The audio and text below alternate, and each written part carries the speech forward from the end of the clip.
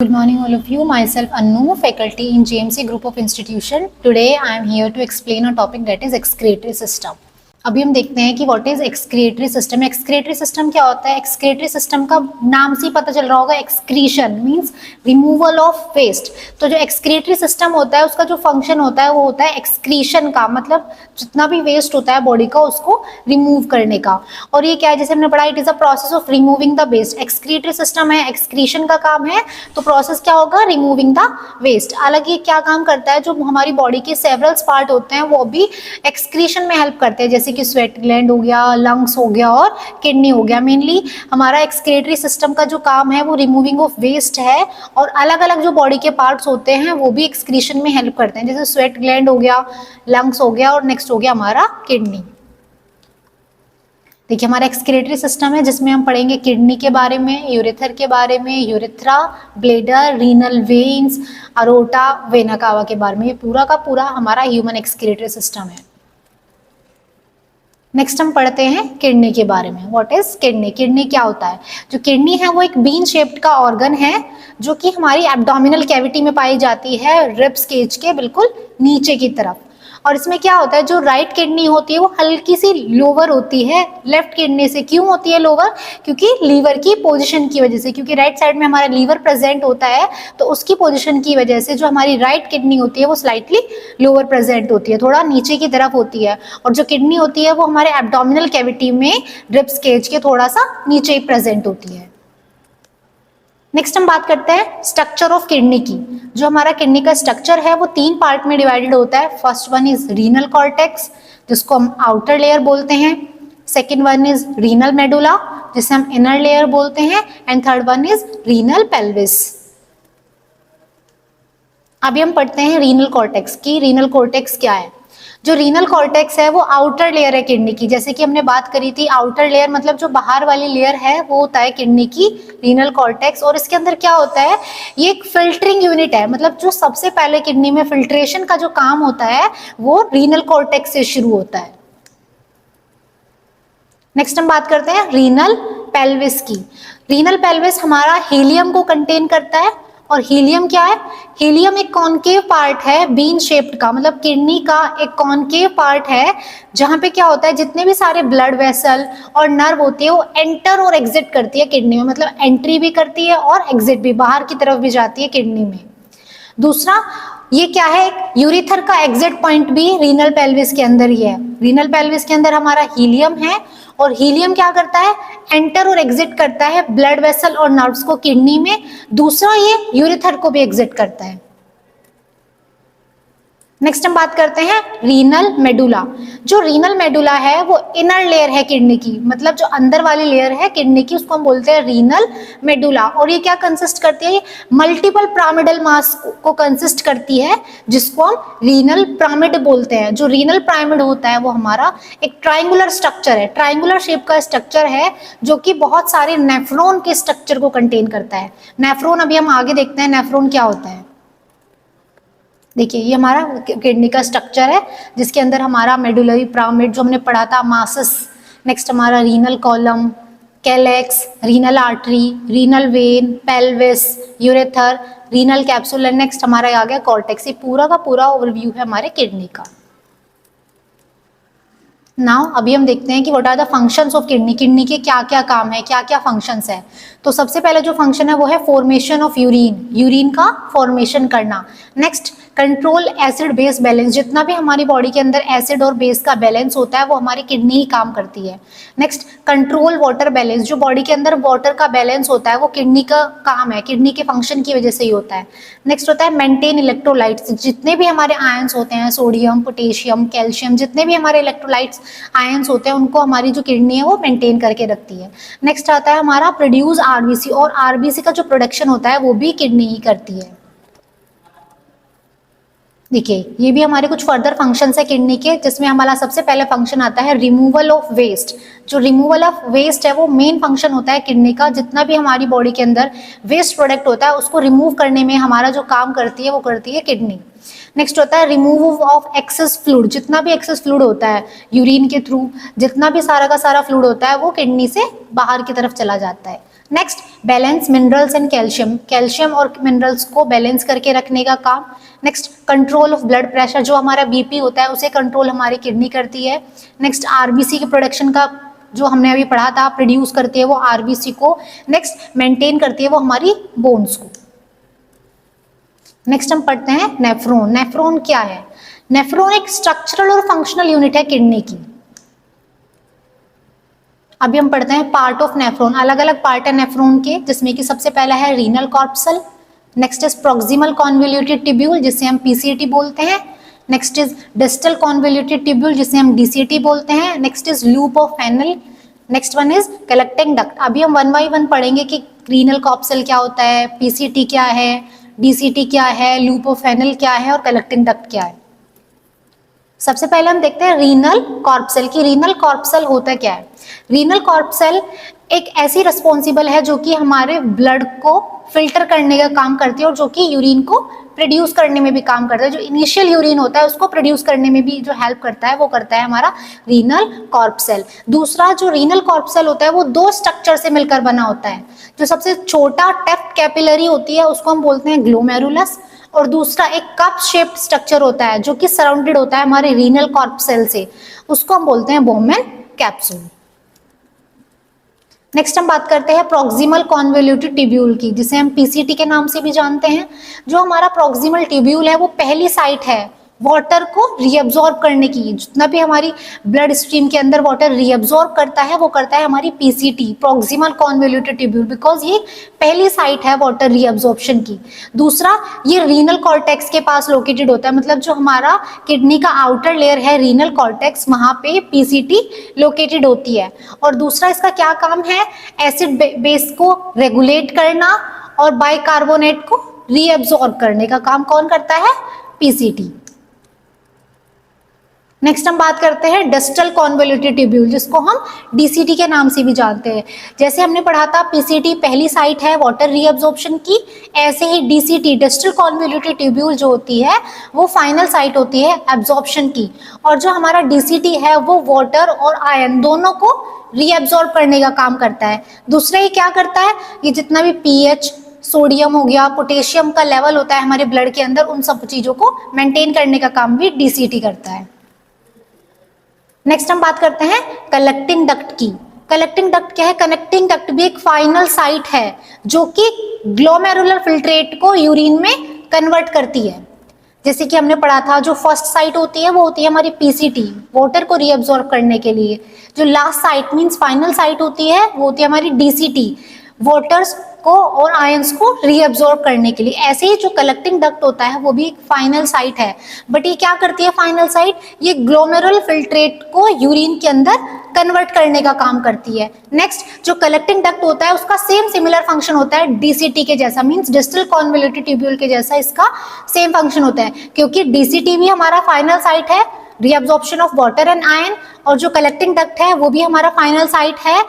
But collecting duct क्या करता है, हमारे ग्लोमेरुलर फिल्ट्रेट को यूरिन में कन्वर्ट करने का काम करता है।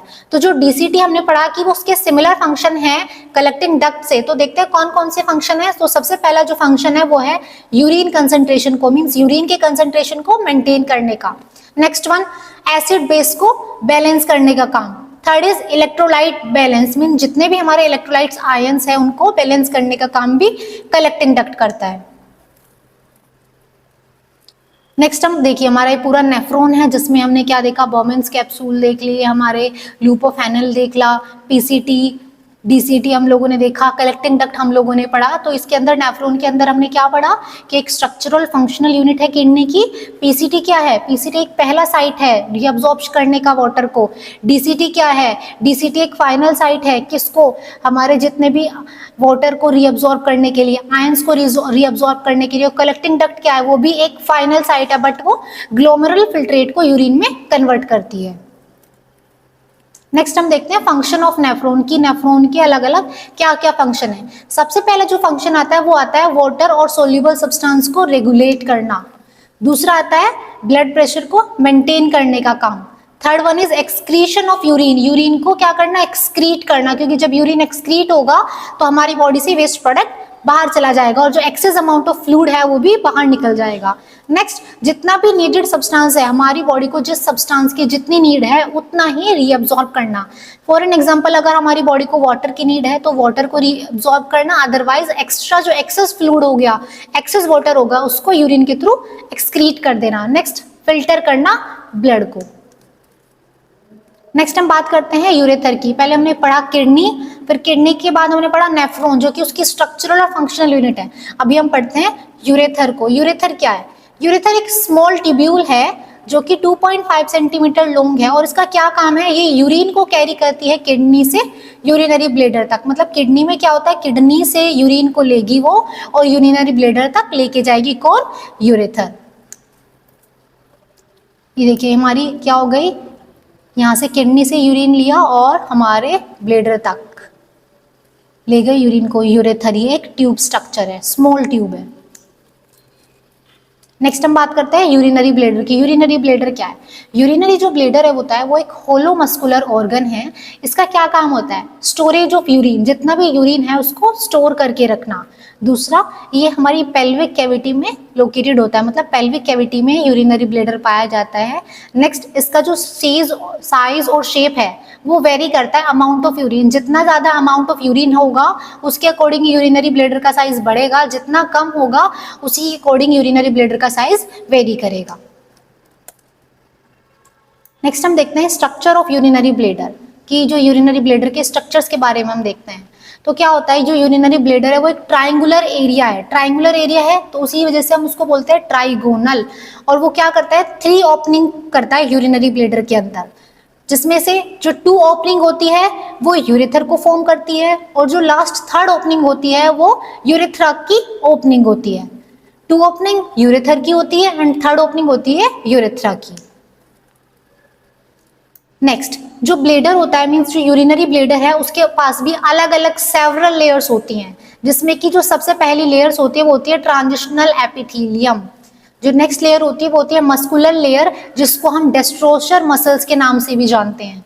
नेक्स्ट लेयर होती है आउटर कनेक्टिव टिश्यू लेयर। 3 इसकी लेयर होती हैं किसकी? यूरिनरी ब्लेडर की।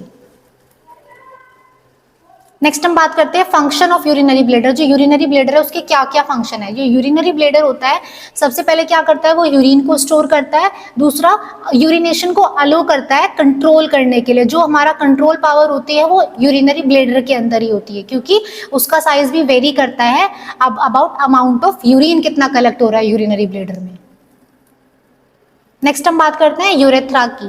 यूरेथ्रा भी क्या, एक ट्यूब है जो कि हमारी बॉडी के अंदर पाए जाते हैं, जो क्या करते हैं, यूरिन को ब्लेडर से लेके बाहर तक निकालते हैं। जो यूरिन पास आउट होता है वो यूरेथ्रा के थ्रू ही होता है।